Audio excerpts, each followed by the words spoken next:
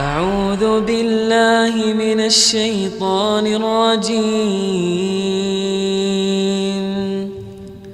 بسم الله الرحمن الرحيم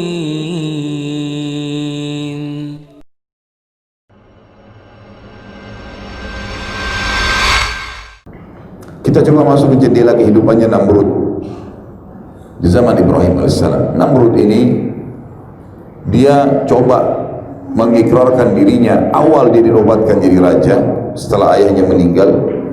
Dia nobatkan dirinya menjadi Tuhan, mengikrarkan dirinya sebagai Tuhan, dan siapapun yang mengiyakan itu semua kebutuhannya dipenuhi, dikasih oleh Namrud. Maka masyarakat itu semua mengakui dia sebagai Tuhan, karena apapun yang disampaikan dikasih, apapun yang diminta dikasih, hanya dengan mengikrarkan dia sebagai Tuhan. Sampai akhirnya menyebarlah penyembahan terhadap Namrud ini. Begitu dia baru menobatkan diri menjadi raja, menjadi Tuhan seperti ini, hari pertama, dan mulailah dia membagi-bagi segala macam kebutuhan masyarakatnya sehingga dia diakui sebagai Tuhan. Allah subhanahu wa ta'ala membuatnya mimpi. Dia mimpi kerajaannya hancur, kebakaran sana sini. Maka dia kaget di tengah malam. Kemudian dia bangunkan seluruh penasihat-penasihatnya. Bangun semua, dibangunin. Salah satu penasihat terdekatnya Namrud itu bernama Azar.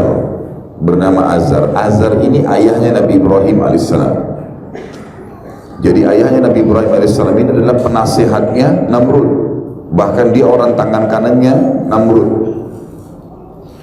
Azar ini, Bapak Ibu sekalian, sangat mahir membuat patung. Jadi Namrud ini pada saat mengaku sebagai Tuhan, dia suruh Azar buat patung-patung dia dan patung-patung yang Namrud ingin, seperti misalnya patung burung, patung harimau, beragam macam. Disebarkanlah patung-patung tersebut di seluruh pelosok wilayah kekuasaannya dia. Jadi orang-orang tidak perlu datang ke Babilonia, ibu kota Irak pada saat itu, untuk menyembahnya. Cukup menyembah patung-patung yang dikirim ke sana. Dan Azar ini otaknya, ayahnya Nabi Ibrahim AS. Di tangan dia semua pembuatan patung itu. Jadi menjadi tangan kanannya Namrud. Kagetlah Namrud malam hari, kemudian dia tanya penasihat-penasihatnya, apa saran kalian? Apa nih? Mimpi apa nih? Kata mereka, kami tidak tahu mimpi ini apa ini. Tidak ada gambaran. Sampai akhirnya ada satu orang yang berkata dari penasihatnya, mungkin malam ini ada bayi yang lahir, laki-laki di Babilonia yang akan menghancurkan kerajaan Anda. Tiba-tiba Namrud menangkap pernyataan tersebut, lalu dia mengeluarkan instruksi yang aneh. Dia mengatakan, kalau begitu semua anak laki-laki yang lahir malam ini di Babilonia dibunuh. Malam ini juga, sekarang gerakan. Sebelum terbit matahari, keliling di semua rumah, ada anak bayi laki-laki baru lahir, bunuh semua. Kebetulan Azar hadir di situ.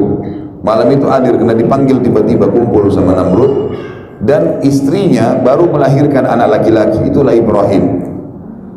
Maka dia pun pulang ke rumahnya lalu mengatakan, selamatkan Ibrahim ke hutan, karena Namrud sudah keluarkan instruksi suruh bunuh semua anak laki-laki. Pasti dia kalau ketahuan akan dibunuh nih. Dilarikanlah Ibrahim alaihissalam ke hutan. Ada banyak cerita tentang Ibrahim waktu masih kecil. Beliau tinggal di dalam hutan, kemudian Allah subhanahu wa ta'ala merawatnya. Ada athar yang menyebutkan Ibrahim mengisap jempolnya, kemudian keluar susu dan madu dan segala macam cerita. Tapi saya tidak ceritakan tentang kisah kecilnya Ibrahim alaihissalam. Yang saya ceritakan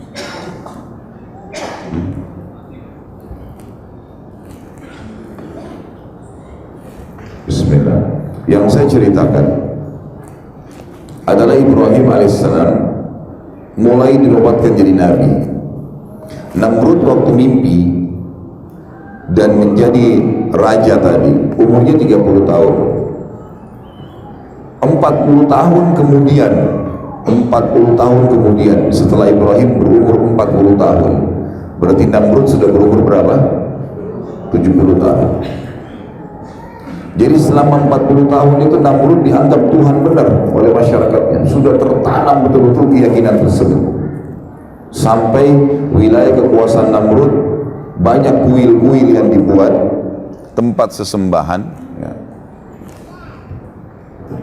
tempat sesembahan, yang tempat sesembahan tersebut dipenuhi oleh dengan patung-patung. Di antaranya adalah patung Namrud. Akhirnya Namrud sudah waktu itu dinobatkan jadi raja, dan memang dia buat kuil-kuil yang banyak sekali. Kuil-kuil ini diantaranya di pusat Babilonia sendiri, itu ada kuil yang besar sekali pada saat itu dibuat. Di dalamnya penuh dengan patung, puluhan patung. Ada patung singa, patung burung, patung macam-macam, dan di tengah-tengah kuil, di ujung sekali, itu patungnya Namrud. Selalu begitu dia buat kuil, harus ada patung dia. Jadi masyarakat yang tidak sempat datang ke istananya untuk menyembah, itu datang ke kuil-kuil ini, kasih sesajen, mohon-mohon, menyembah selain Allah. Ibrahim alaihissalam dinobatkan oleh Allah SWT menjadi nabi di umur 40 tahun. Lalu kemudian kisah beliau adalah beliau masuk di Babilonia, tinggal di luar Babilonia tadinya, di hutan, sekitar hutan, kemudian beliau masuk ke Babilonia. Ringkas cerita itu kisah Nabi Ibrahim AS panjang ya. Pada saat dia pertama mengenal Tuhannya, melihat bintang, melihat bulan, melihat matahari, terus saja sampai akhirnya dia mengenal Allah Subhanahu Wa Taala, mengatakan tidak mungkin ada Tuhan yang bisa hilang seperti matahari yang menghilang, bulan yang tidak kelihatan, dan seterusnya. Setelah terbenamnya matahari tidak kelihatan lagi mataharinya, atau bulan setelah terbitnya matahari tidak kelihatan. Ringkas cerita adalah Ibrahim alaihissalam masuk ke Babilonia. Kemudian Ibrahim alaihissalam tidak menunda dakwahnya, langsung ke pusat kota Babilonia dan mendatangi kuil yang banyak patung-patung itu. Dan kebetulan pada saat itu di malam hari, masyarakat Babilonia lagi menyembah patung-patung ini, lagi mohon-mohon, bawa sesajen. Kuil itu cukup tinggi, dan sekarang masih ada puing-puingnya di Irak. Jadi kalau salah satu di antara Anda pergi ke Irak atau melihat cuplikan tentang Irak, yang dianggap kisah sejarah itu adalah peninggalan kerajaan Namrud ini. Maka yang terjadi Bapak Ibu sekalian, Ibrahim alaihissalam datang ke kuil tersebut.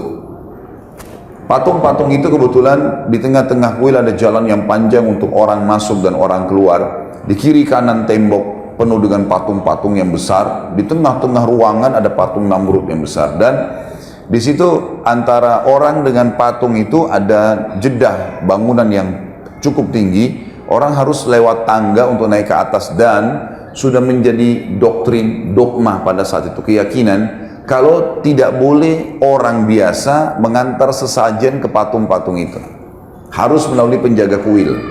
Jadi penjaga kuil ini punya kedudukan tersendiri. Siapa yang mau kasih sesajen, punya hajat apa, dikasih. Dia mau kasih kepada patung yang mana nih, misal patung sana, lalu kemudian nanti dia yang antar ke situ. Tiap hari mereka lakukan kebodohan ini. Ringkas cerita, Ibrahim alaihissalam malam itu langsung datang ke kuil tersebut. Sementara orang lagi memuja-muja patung, Ibrahim alaihissalam naik ke tangga yang untuk pergi ke patung-patung itu. Lalu Ibrahim alaihissalam pada saat dia naik, orang tahu Ibrahim ini tidak dikenal sebelumnya, dan tahu siapa penjaga kuil, musuhnya yang biasa bisa naik. Orang lain selain penjaga kuil yang naik pasti kualat tuh. Nanti kena penyakit, nanti kena petir, nanti kena macam-macam. Keyakinan mereka pada saat itu. Ringkas cerita, Ibrahim alaihissalam sengaja naik. Orang-orang semua akhirnya matanya menuju ke Ibrahim. Ibrahim alaihissalam datangin patung yang pertama. Lalu Ibrahim alaihissalam lihat di situ ada sesajen buah-buahan, buah segar, diantaranya apel. Ibrahim alaihissalam ngambil apel itu. Orang-orang semua heran. Ini keyakinannya, jangankan ngambil sesajen itu, mendekati saja sudah kualat. Ibrahim alaihissalam ambil apel itu, kemudian sengaja menggigitnya di depan mereka, bukan untuk makan. Lalu Ibrahim balik ke patung itu sambil berkata, wahai yang dianggap Tuhan oleh masyarakat Babilonia, apa kau tidak marah saya ambil apelmu? Kira-kira patung nyaut nggak? Nggak ada suara, hening pada saat itu. Tapi orang sudah yakin ini Tuhan mereka, ya, gitu. Maka Ibrahim ulangi alaihissalam, wahai yang dianggap Tuhan oleh masyarakat Babilonia, kau tidak marah saya makan apelmu? Nggak ada suara. 3 kali, wahai yang dianggap Tuhan oleh masyarakat Babilonia, yang selalu dipuja, dipuji. Kau tidak marah saya ambil apelmu? Tidak ada suara. Ibrahim melakukan gerakan yang lebih lagi daripada itu. Apel yang sudah digigit tadi dilempar ke wajahnya patung itu. Jatuh apel, ini penghinaan luar biasa. Jatuh apel tersebut sudah pasti tidak ada apa-apa. Lalu dia balik lagi, wahai yang dianggap Tuhan masyarakat Babilonia, kau tidak bisa lawan saya sudah lempar wajahmu dengan apel ini. Sudah saya ambil apelmu, saya lempar lagi wajahmu. Gak ada suara tentunya. Makin hening suasana. Ini yang hadir di kuil-kuil ini besar sekali. Bisa menampung sampai ribuan orang. Dan Ibrahim AS melakukan gerakan ini luar biasa di malam yang memang mereka lagi puncaknya beribadah lah. Lalu Ibrahim AS tidak cukup situ, pindah ke patung sebelah, lakukan hal yang sama. Patung sebelah sama, terus dikelilingi semua puluhan patung itu. Sampai selesai semua, orang-orang menyaksikan kejadian tersebut dengan tercengang. Lalu Ibrahim balik ke arah mereka mengatakan, wahai masyarakat Babilonia, apakah kalian tidak punya akal menyembah patung-patung yang kalian pahat sendiri, yang kalian buat sendiri matanya, tidak bisa berbuat apa-apa? Bukankah saya sudah buktikan ke kalian, saya ngambil sesajen yang kalian kasih, mereka tidak bisa marah, saya lempar ke wajahnya, mereka tidak bisa marah, dan saya bahkan bisa menghancurkan Tuhan-Tuhan kalian dengan tangan saya. Orang-orang Babilonia hening semua. Kata Ibrahim, yakinlah dan percayalah, saya utusan Allah dan Allah Tuhan kalian yang menciptakan langit dan bumi ini. Dialah yang harus ditundukin. Orang semua tenang, gak ada yang bicara. Bingung antara iya atau tidak. Ini baru ucapan pertama dakwah Nabi Ibrahim AS. Maka mereka pun akhirnya ada yang diam terus keluar dari kuil. Kata Ibrahim AS, demi Allah kalau kalian tidak mau meninggalkan menyembah berhala-berhala ini, maka saya akan melakukan tipu daya terhadap Tuhan-Tuhan kalian. Mereka keluar dari kuil. Ibrahim AS turun juga dari tempat tersebut. Tidak ada yang berani menyentuh Ibrahim, karena Ibrahim ini sudah mengalahkan Tuhan mereka. Berarti ini bahaya, lebih berbahaya Ibrahim daripada Tuhan, gitu kan? Mereka tidak ada yang berani dekat dengan Ibrahim AS. Ibrahim keluar, ngambil kampak, kembali lagi masuk. Tapi orang-orang sudah bubar semua nih, tinggal penjaga kuil pada saat itu. Ibrahim AS naik kuil ini, patungnya dihancurin semua, dipotong tangannya, dipecahin kepalanya, potong kakinya, semua dirusakin sama Ibrahim, berantakan. Penjaga kuil sendiri ini tidak berani, tetap masih menganggap Tuhan. Ini sudah puluhan tahun keyakinannya. Dihancurin semua sama Ibrahim AS, lalu kepala-kepala patung itu, tangannya, kakinya ditumpukin di patungnya Namrud yang besar. Lalu kampak yang Ibrahim pakai AS menghancurkan tadi ditaruh di tangannya patung Namrud. Udah Ibrahim AS pergi. Besok pagi mereka mau ritual lagi, bawa lagi sesajen, berantakan semua kuil tersebut. Mereka bilang, siapa yang buat nih? Kok bisa terjadi begini pada Tuhan-Tuhan kami? Penjaga kuil bilang, tuh anak muda yang semalam tuh, Ibrahim. Panggil Ibrahim, panggil Ibrahim. Begitu Ibrahim datang, mereka mengatakan, Al-Quran menceritakan, anta fa'alta hadha bi'alihatina ya Ibrahim. Apa kau yang buat ini terhadap Tuhan kami wahai Ibrahim? Apa jawab Ibrahim? Yang pegang kampak itu siapa? Kok tanya saya? Itu kampak kan di tangannya patung yang besar. Tanya kalau dia bisa ngomong, gitu kan? Maka Allah mengatakan mereka pun kembali ke diri mereka sendiri. Benar nih, kan itu.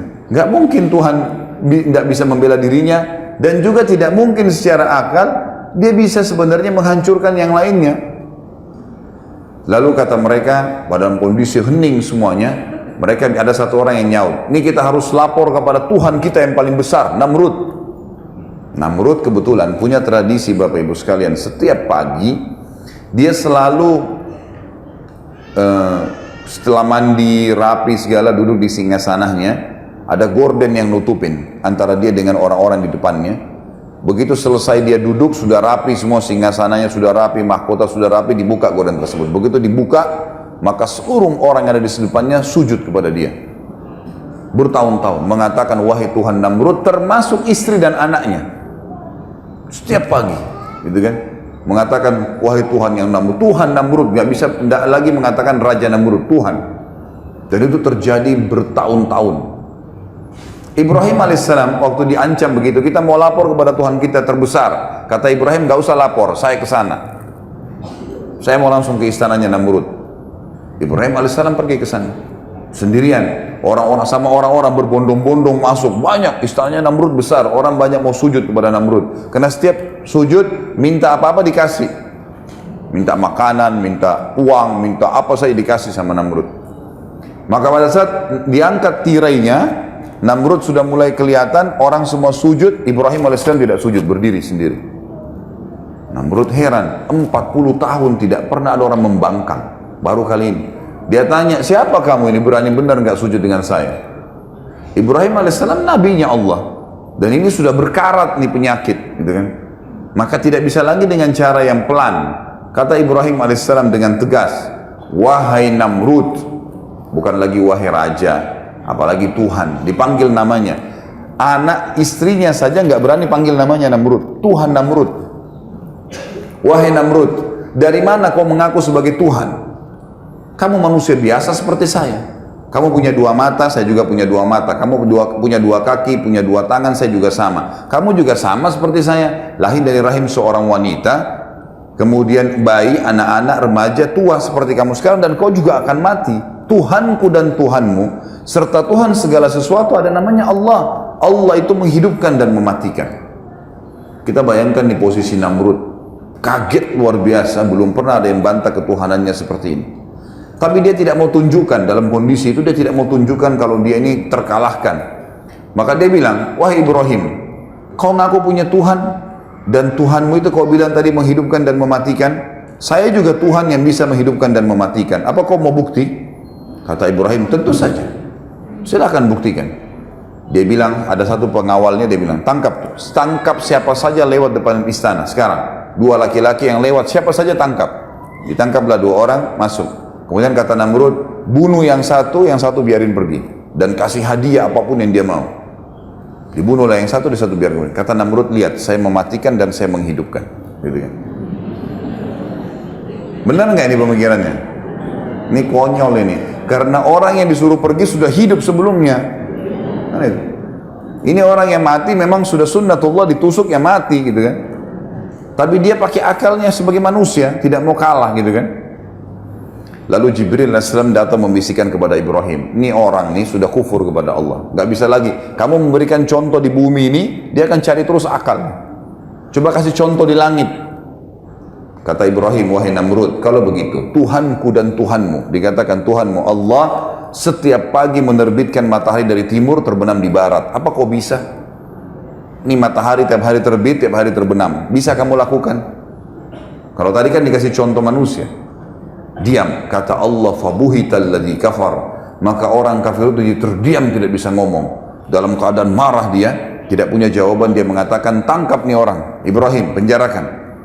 Meeting cepat sama orang-orang pejabat-pejabatnya, kumpul, lalu kemudian bermusyawarah. Nih diapakan nih Ibrahim? Saya mau Ibrahim dibunuh, tapi jangan mati biasa. Kalau cuma tusuk penggal kepalanya udah biasa itu.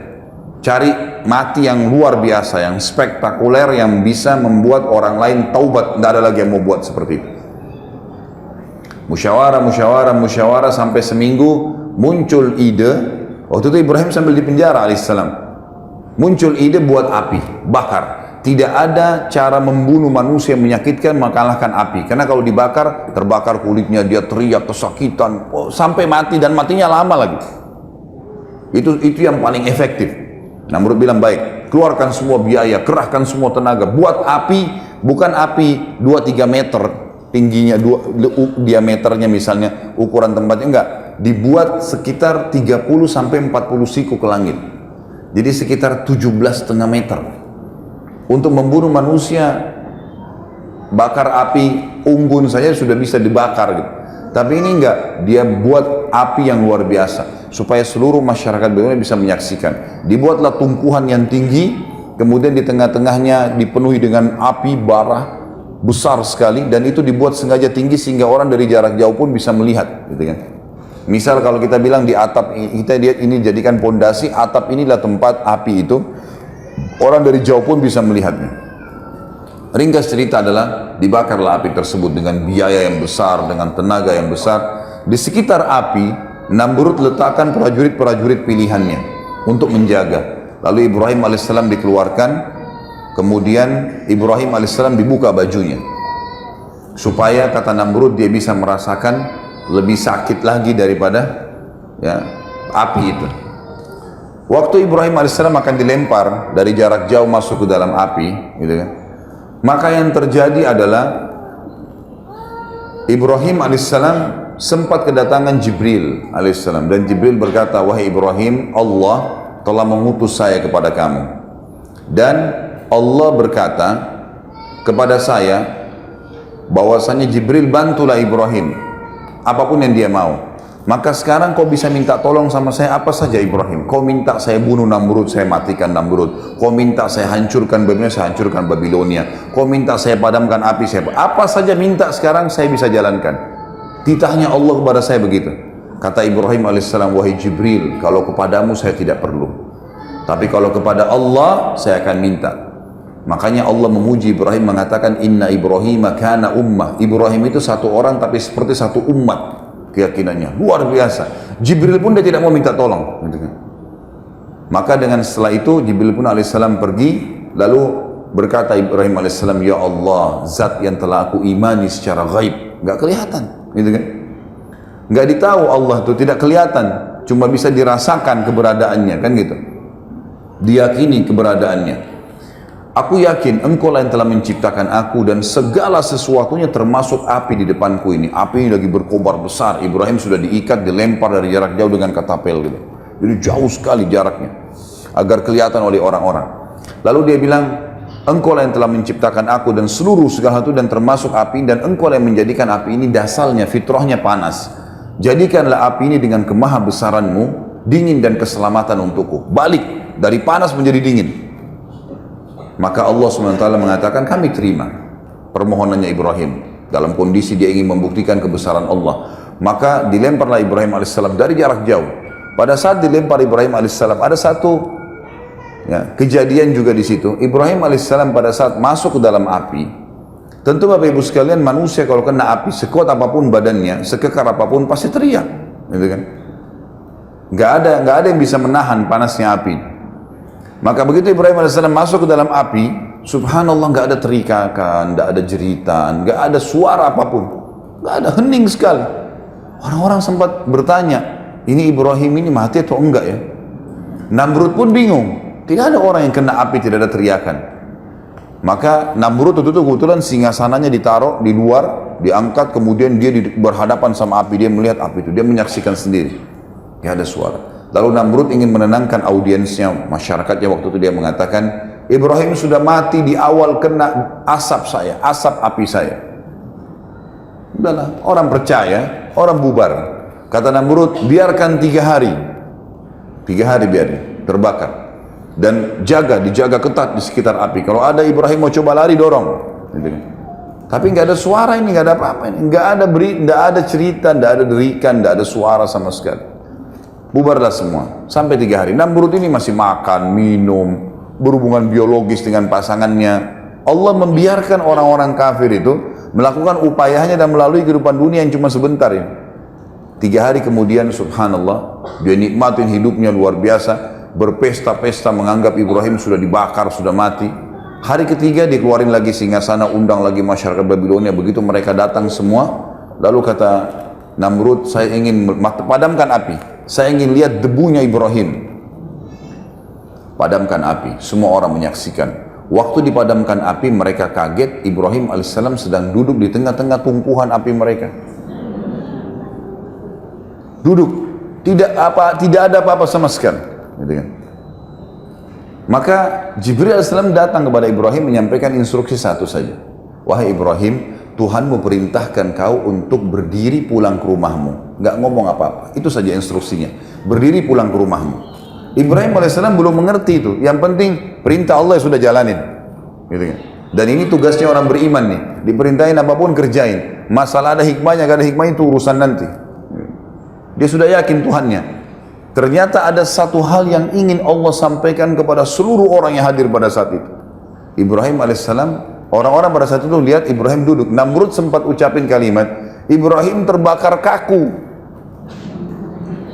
Jadi dia terbakar kaku, jadi hangus. Tapi kan dari jauh orang tidak tahu ini hangus atau enggak. Maka terbantahkan pada saat itu karena Ibrahim berdiri dan turun. pergi ke rumahnya, pulang ke rumahnya, itu saja. Perintahnya Allah kan itu. Orang-orang semua bilang, berarti Ibrahim nggak mati dibakar api. Banyak orang yang beriman kepada risalah Nabi Ibrahim. Berarti Tuhannya Ibrahim luar biasa. Namrud pulang ke istananya, bingung, mau jawab apa lagi nih. Dan kira-kira Bapak Ibu sekalian, dan ini selalu Allah beginikan orang-orang kafir ya, dibiarkan mereka melakukan upaya mereka maksimal, dan akhirnya Allah batalkan dengan hal yang kecil. Kira-kira setelah membuat api sebesar itu, dengan biaya yang besar, tenaga yang besar, kira-kira apa lagi yang bisa Namrud lakukan? Ibrahim kira-kira setelah dibakar api tidak mempan dengan ditebas dengan pedang? Secara akal sudah nggak mungkin, karena api saja sebesar itu tidak bisa membakar, apalagi kalau cuma ditebas sama pedang gitu kan. Dalam kondisi bingung, semalam suntuk dia nggak bisa tidur, maka lalu Ibrahim berkata, maka Namrud pun dalam kondisi bingung tidak bisa tidur. Keesokan paginya Allah subhanahu wa ta'ala dalam riwayat Bukhari dikatakan mengutus kepada Namrud seekor lalat. Lalat ini masuk di lubang hidungnya terus sampai ke otaknya. Bagaimana caranya Allahu a'lam, tidak usah dipikirkan caranya. Yang jelas masuk lalat tersebut sampai ke otaknya. Dalam hadis dikatakan sampai ke otaknya. Namrud kesakitan, ditepuk-tepuk nggak bisa keluar. Kira-kira lalat ini mau dilawan dengan apa nih? Bisa dengan otot yang besar? Bisa dengan sebilah pedang yang tajam? 1 juta prajurit? Ada yang bisa. Allah ceritakan dalam Al-Quran itu masalah lalat ya. Sedikit saya kuatkan di sini dalilnya. Bukan berhubungan sama kisah Ibrahim AS, tapi ada firman Allah, A'udzubillahi minasyaitonirrajim, ya ayuhan nas duriba mathalun fastami'ulah. Hai sekalian manusia, telah diberikan perumpamaan kepada kalian, dengarkan baik-baik, renungi baik-baik. Innal ladzina tad'una min dunillah, semua yang kalian seru selain Allah, patung kah, pohon kah, setan kah, malaikat kah, semua selain Allah itu, la yakhluqu dzubaban walau ijtama'ulah. Mereka tidak pernah mampu menciptakan seekor lalat walaupun mereka bersatu semua. Semua bersatu, semua jin, semua malaikat, semua hewan-hewan kumpul sama manusia bersatu ciptain satu lalat, mereka tidak akan mampu, kata Allah. Wa iyyadlub minhum dzubabu syai'an la yastanqidhuhu min. Dan kalau lalat mencuri sesuatu dari mereka, mereka tidak mampu mengambilnya kembali. Ini kalau kita punya susu atau air, lalat datang hingga ambil setetes terbang, bisa diambil kembali? Kata Allah begitu. Da'ufat talbu wal matlub, sungguh lemah yang disembah dan yang menyembah.